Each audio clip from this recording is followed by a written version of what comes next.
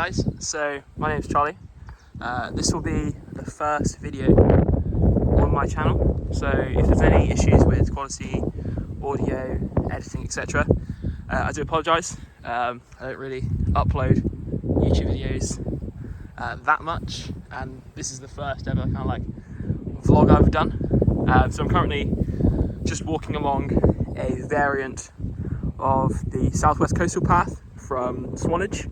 That's where I currently live. So just passed through Dorset and currently on my way to, I think I'm going to go to Langton and Matravers, or I might go down into Hurston that way and then up over onto the ridge.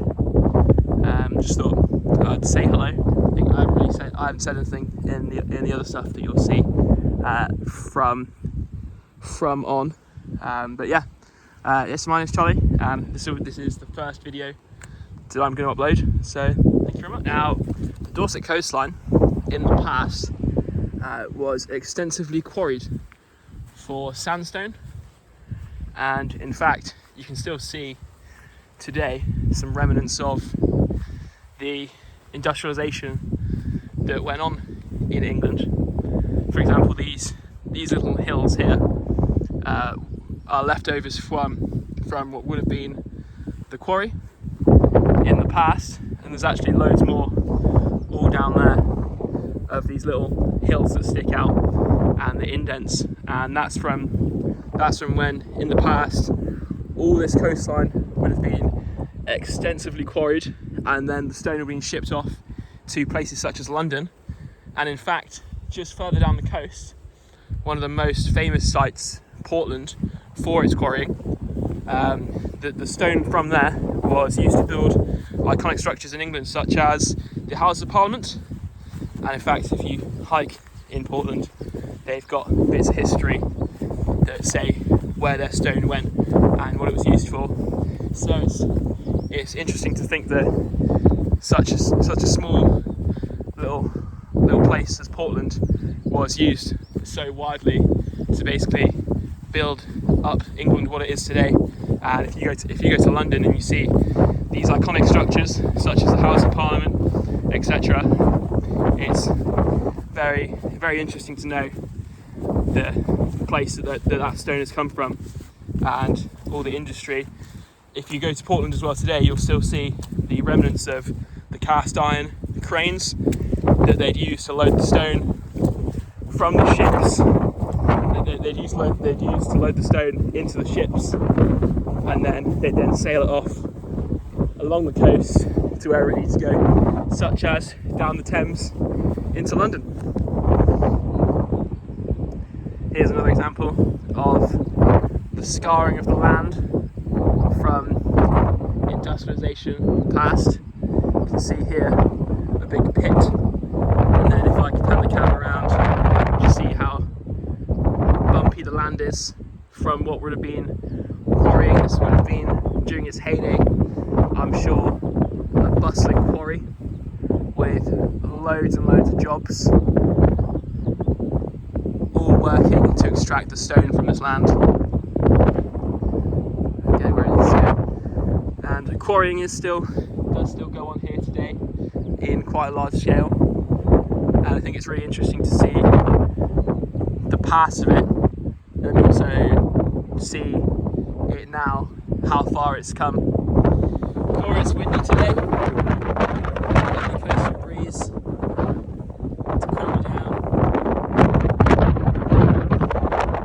Honestly, other than being stood up somewhere high on like a big fell or a mountain, nothing beats standing facing the sea with a coastal breeze in your face. Absolutely fantastic. Love it. Got some cows over there. Wonder if they'll come sail over. So walking through this field. Don't see a bull in that field, so I think I'll be safe.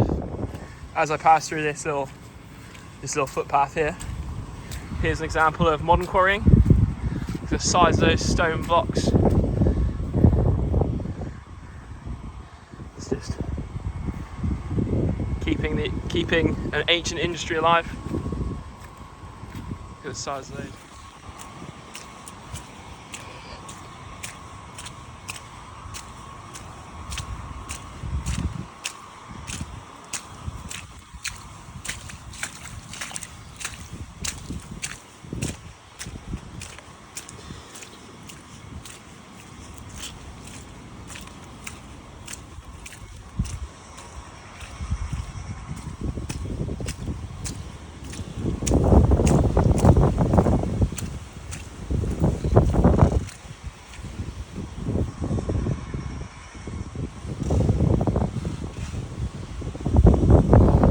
through here. Not allowed down there, unfortunately. Yes, protect everyone. Trying to get crushed by some heavy machinery wouldn't be fun at all. By quarry, full of this little forestry area, full of wild garlic. Just this stuff here. It smells amazing, and you can actually cook with this. It is edible. It is quite nice. I've had it on pizzas before. Remember, I was first introduced to this when I was a kid. My mum and dad picked a bunch, then took it home, and we had a homemade pizza with some of this wild garlic on top, and it was actually quite nice. I think that's probably the first time I was really introduced to like foraging and just the different edible stuff that you can find outside. But wouldn't advise picking this kind of stuff, you know, like berries, plants, like edible plants like this, unless it's in a nice secluded area like this. I mean, you do have the quarry over there, but that should be fine. It's not too close. But if this was on the side of a road, I wouldn't really advise picking it, just because you never know. Don't want to be eating stuff that's got nasties in you. Now, just some information, nutrition wise, on wild garlic. Doesn't just taste good, it's also really good at lowering blood pressure, which helps prevent things like heart attacks, strokes, and also it's quite good at helping to lower your cholesterol levels. And especially normal garlic does have the same effect as wild, and you can buy supplements like garlic supplements in the health food shops. But the main benefit of wild garlic is it's free. You can come out, forage a bunch, then just add it into your diet, and you don't have to go out to a health store and spend money on supplements, which they're not really cheap unless you get them in deals, and everyone loves doing stuff for free. There's some stinging nettles there, they're also edible. Put them in, make it nettle tea, which is also quite nice. I think that has some benefits as well. But yeah, wild garlic, good at lowering cholesterol, keeping your blood pressure low, and staying healthy is probably the most important thing that you'll do in life. And if you're healthy, there's no negatives to being healthy. Got some lovely horses, and they're coming to say hello. Beautiful beasts. And over there, just on the other side of that valley, you see the ridge. That ridge also has a lovely trail that you can go along. It's a lot more rocky than this, so much less boggy, unless when you get to the field. Unless when you get to the field part. Now that trail up there is fantastic if you're staying in Swanage too, because you can literally in Swanage walk up to Ulwell, pick up the trail from Ulwell, and then you have a couple options. You can either go right up and follow the trail to the chain ferry in Sutherland. Go across the chain ferry, and then you're in Sandbanks, which is very beautiful, especially in the sun. Not so much now whilst it's cloudy, but when it's sunny, it's really nice. See all the very posh houses. I think Rickstein has a restaurant there, which is convenient but meant to be good. Or starting from Orwell, you can go left into Corfe, which doesn't take too long. There's only really a couple of steep sections. That's just when you're ascending up the ridgeline. You can see there, and then coming down is quite steep as well. But it's not very hard at all. But it's not. The majority of that trail is flat, and you have a couple options. You can either go up on top of the ridge if you fancy the views, but then if you fancy something a bit more relaxed, going to be more boggy. By the way, you can follow the lower ridge path, which takes you to the same place. It's just on the top of the ridge. It's just instead of on the top of the ridge, it's on the bottom. Then you can probably, if you do it nice and relaxed, it'll take you a couple of hours to walk into Corfe. From there, you can explore the castle, which is really nice. And there's also quite a lot of pubs if you're after a meal and a drink, or just a drink, I won't judge. When you get there, so that's a really nice option. And you can also continue it cut through, walk along the foot of the castle, and then continue the trail. But Corfe makes a nice stopping off point. You've also got the bus and the train station back to Swanage. If you don't want to walk back and you don't want to do a loop, you can just get the bus back. Currently, same as everywhere else, the buses are still capped at £2 per single for getting back. But be careful if you are coming in the summer and you do get the bus and you do want to get the bus back from Corfe. The buses do fill up very quickly because it's the same one that comes back from Poole. So if you've got other visitors coming back to Swanage as well, you might have to wait for another bus to become available. I'm pretty sure they run on the hour over there. So yeah, you've got the option to get the bus back from. Now, as I was saying, you can also get the train back from Corfe, which is really nice. It's an old steam train. Takes you through along the track back into Swanage. That is a really nice experience to do, but it is a bit more expensive than the bus. I think tickets are around £16 for what is effectively, I think it's a 10-minute train journey. So they are a lot more expensive. But if you've never done it before, it is worth doing. It's Swanage Railway. It's very well maintained. They're a fantastic team that put their heart and soul into keeping the train and the tracks well maintained and running. If you see over there, you see that caravan park over there in the distance. That's Olwell Caravan Park. So that's if you're looking to start the trail from Swanage.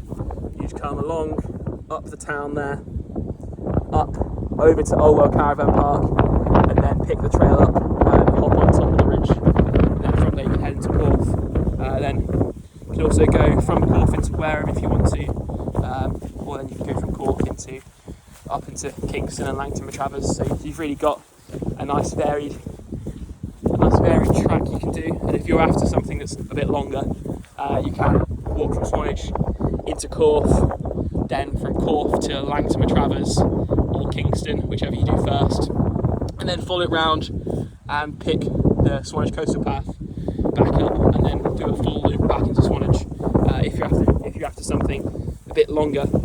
And as well with the Swanage coastal path, because it's the main southwest coastal path, you can actually follow it all the way down into Weymouth if you're after something proper hardcore for your day. You can either go down into Weymouth, come back on yourself, or just get the bus back. I think the bus you're after for Swanage to Corfe is the 40, the Breezer. Then that's the same one. I think the one from Swanage to Weymouth is a different one. I can't remember that bus number though, but I think you get them all from Swanage train station just by the co-op, and that's if you come back in Swanage, that's where they'll drop you off as well. Just the ridge line over there, that's well nice. A bit cloudy today though, unfortunately. If you go over the ridge instead of along it, that takes you into Studland, then into the nature reserve. And there is actually something called Devil's Rock, which is a really big piece of sandstone, a massive boulder that's kind of just there on top of the hill, and you can do a bit of bouldering there if you're into that. Take a bouldering mat with you and do a bit of bouldering. That's quite fun. or you can hike down through the nature reserve and the heath, which is really pretty in the summer. And it's got some fantastic picnic locations as well. Look at that view.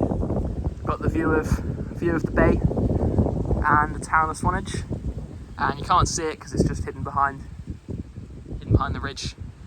But you do have Old Harry's Rocks, which is an iconic Dorset monument. Well, I say monument, it's natural. It's just a piece of scenery, but probably gonna slowly disappear soon because of coastal erosion.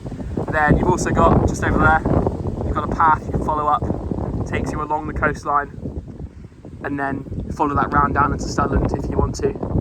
So yeah, really in Swanage you're in a nice location. You got access to loads of different hikes and trails you can walk on, pretty much all difficulty types. Quite a few of them are really accessible, to be honest, for everyone's range of what they want to do. And then if you're not interested in hiking but you just want to see everything, you've got the bus as well, the Purbeck Breezer, which is fantastic. And there's an open top one as well if you're after that. And if you want anywhere to stay, you've got loads of caravan parks with these little homes as well. And there's also loads of campsites nearby as well. So really in the summer when it's sunny, you've got so many options that you want to do.